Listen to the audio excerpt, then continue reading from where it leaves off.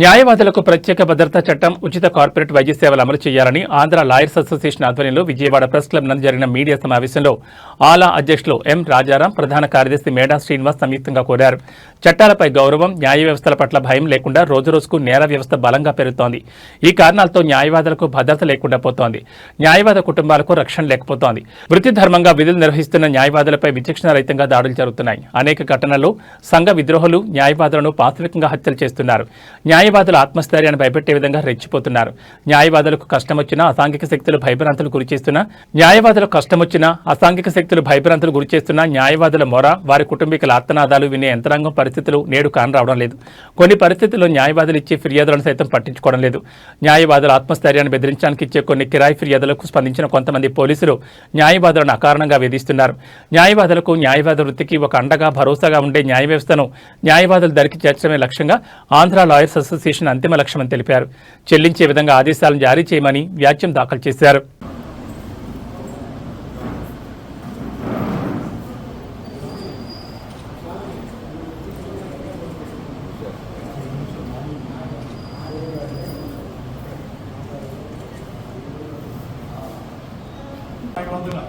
సంఘం ఒక సదుద్దేశంతో స్టార్ట్ చేయబడింది. ఎందుకంటే మనకి అన్ని రకాలుగా కూడా న్యాయవాదులకు ఎటువంటి న్యాయం జరగటం లేదు.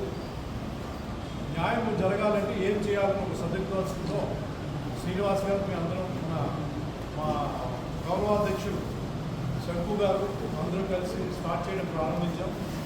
అది దీంతో ముఖ్యంగా మనకు కావాల్సిన విషయం ఏంటంటే అడ్వకేట్కి ఎక్కడ కూడా న్యాయం జరగడం లేదు.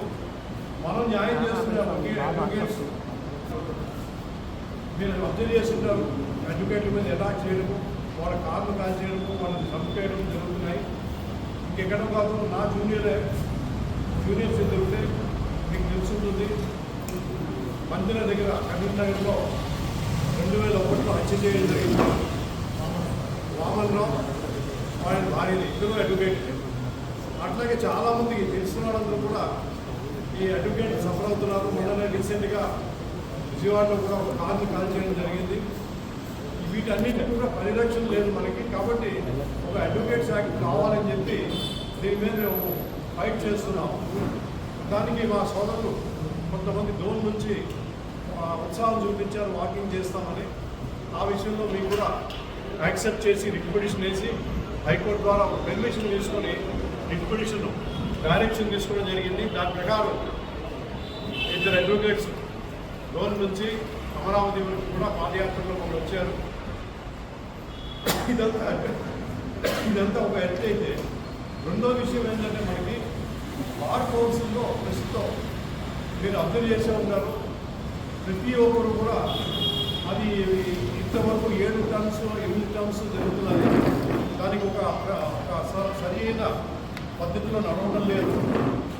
తర్వాత అడ్వకేట్కి ఎటువంటి న్యాయం కూడా జరగలేదు.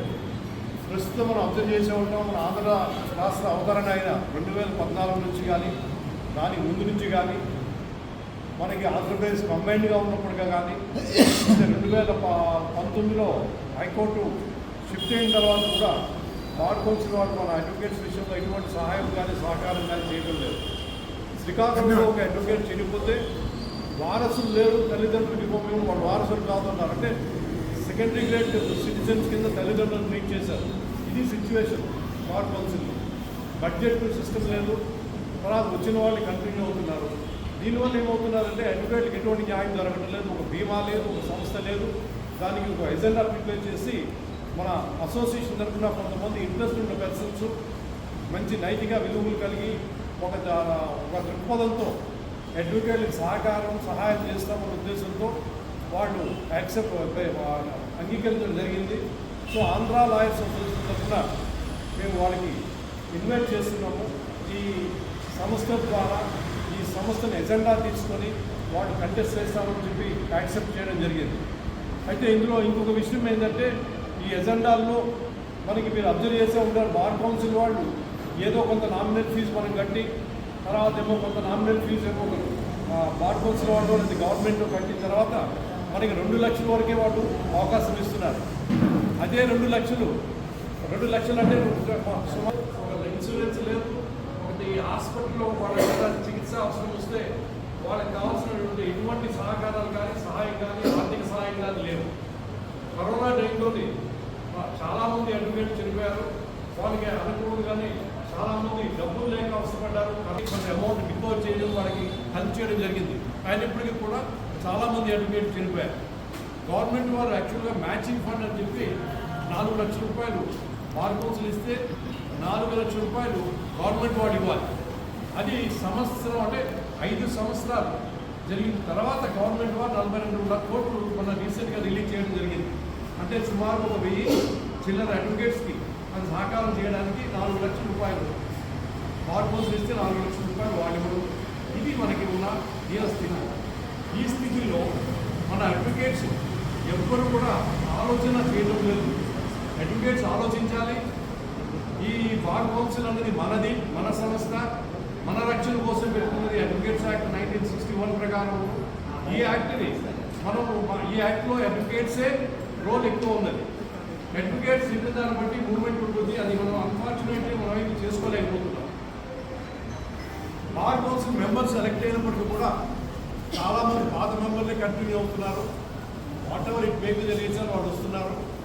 ప్రస్తుతం మార్పు రావాలి అడ్వకేట్స్లో. అడ్వకేట్లో మార్పు వచ్చి కొత్త వాళ్ళకు కొంచెం ఛాన్స్ ఇస్తే ఈ కొత్త వాళ్ళు కూడా దాంట్లో పాల్గొని బార్ కౌన్సిల్ మెంబర్స్గా వాడు సహాయ సహకారాలు మన బ్రదర్స్ అండ్ సోదర్స్ అడ్వకేట్లకి చేయడానికి అవకాశం ఉంటుందని, ఇది మనకి చాలా ఇంపార్టెంట్ ఆస్పెక్ట్స్ అని మేము థింక్ చేస్తున్నాం. దానికి మేము ఎజెండా ఒకటి ప్రిపేర్ చేస్తాం. ఈ ఎజెండా కూడా రిలీజ్ చేయదలుచుకున్నాం. ఈ ఎజెండా రిలీజ్ చేసిన తర్వాత ఆంధ్ర లాయర్స్ అసోసియేషన్ తరఫున కొన్ని పాయింట్స్ మేము తీసుకొచ్చాం. దాంట్లో మెయిన్ పాయింట్స్ మేము ఒక 11 పాయింట్లు పెట్టాం. మేజర్ ఏంటంటే న్యాయవాదులకి భద్రతా చర్యలు కావాలి. అలాగే న్యాయవాదులకు, న్యాయవాద కుటుంబ సభ్యులకు ప్రైవేట్ కార్పొరేట్ హాస్పిటల్లో ఉచిత వైద్య సేవలు చేయాలి. ఉచిత సేవలు మన అడ్వకేట్లు మనం సేవలు చేస్తున్నాం. కొంతమంది డబ్బులు తీసుకుంటున్నారు, సేవలు చేస్తున్నారు. కొంతమంది డబ్బులు తీసుకోకుండా సేవలు చేస్తున్నారు. అటువంటి అడ్వకేట్కి డబ్బులు లేకపోతే వాళ్ళ హాస్పిటల్లో అవసరపడితే సమావేశంలో ఇచ్చేసినటువంటి మీడియా సోదరులకు, అలాగే సహచర న్యాయవాదులకి అందరికీ నా ప్రత్యేక ధన్యవాదాలు. ప్రధానంగా న్యాయవాదులకి అనేక సమస్యలు ఈరోజు వెంటాడుతున్నాయి. న్యాయవాదులకి భరోసా ముందుకు సాగుతుంది. అదేవిధంగా అడ్వకేట్ ప్రొటెక్షన్ యాక్ట్ కోసం ఆలా ఆధ్వర్యంలో కేంద్ర రాష్ట్ర ప్రభుత్వాలకి అనేక కరస్పాండెన్స్ చేయడం జరిగింది. ప్రభుత్వం ఈరోజు వరకు ఏ విధమైనటువంటి స్పందన లేకపోయింది. ముందు ముందు న్యాయవాదుల పూర్తి సహాయ సహకారంతో ఆలా న్యాయవాదులకు 100% ఒక సెక్యూర్డ్ యాక్ట్ తీసుకొచ్చే వరకు అవిశ్రాంతంగా కృషి చేస్తుంది. అలాగే అడ్వకేట్స్కి, అడ్వకేట్ ఫ్యామిలీస్కి ప్రైవేట్ కార్పొరేట్ హాస్పిటల్స్లో ఫ్రీ ట్రీట్మెంట్ చేసే విధంగా ఒక కార్యాచరణని మేము ప్రభుత్వానికి తెలియజేశాం. మరి రిప్రజెంటేషన్ కూడా పంపించడం జరిగింది. దాని మీద కూడా న్యాయవాదులకు అలా వినిపిస్తాం. అలాగే వచ్చే బార్ కౌన్సిల్ ఎన్నికల్లో కూడా ఆదర్శవంతమైనటువంటి వాళ్ళని, అలాగే న్యాయవాదుల భద్రత కోసం, సంక్షేమం కోసం పాటుపడేటటువంటి డెడికేటెడ్ అడ్వకేట్స్ని బార్ కౌన్సిల్కి పంపించాలనే ఉద్దేశంతో యావత్ ఆంధ్రప్రదేశ్లో ఉన్నటువంటి న్యాయవాదులందరినీ కూడా ఒక కూటమిగా ఏర్పరిచి వాళ్ళని ఈ ఎన్నికల్లో పోటీ చేయించడానికి సమాయత్తం చేస్తున్నాం. అదేవిధంగా మా ఆలా అధ్యక్షుడు ఎంవి రాజారాం గారు ఇప్పటికే న్యాయవాదులు తరపున బార్ కౌన్సిల్లో పోటీ చేయడానికి ఒక ఇదేదో కార్పొరేట్ సంస్థలాగా, ఒక లాభదాయకమైనటువంటి వ్యాపార సంస్థలాగా 1,25,000 రూపాయలు పెంచేశారు. దాన్ని అది సముచితమైనటువంటి ప్రక్రియ కాదు. న్యాయవాదులకి ఒక నామినల్ ఫీజు నిర్ణయించి అడ్వకేట్ గైడ్లైన్స్ ప్రకారం నామినల్ ఫీజు నిర్ణయించమని చెప్పి హైకోర్టులో రాజారాం గారు బిల్లు ఫైల్ చేయడం జరిగింది. అది విచారణలో ఉంది. త్వరలో న్యాయవాదులందరికీ కూడా ఒక మంచి రిజల్ట్ వస్తుందని మేమంతా ఆశిస్తున్నాం. అదేవిధంగా న్యాయవాదుల భద్రత సంక్షేమమే ప్రధాన లక్ష్యంగా ఆరంభించినటువంటి ఆంధ్ర లాయర్స్ అసోసియేషన్ న్యాయవాదుల కోసం, న్యాయవాదులకి ఒక అద్భుతమైనటువంటి ఒక మంచి బెటర్ సొసైటీ వచ్చే వరకు కూడా ముందుకు ప్రయాణం చేస్తాం.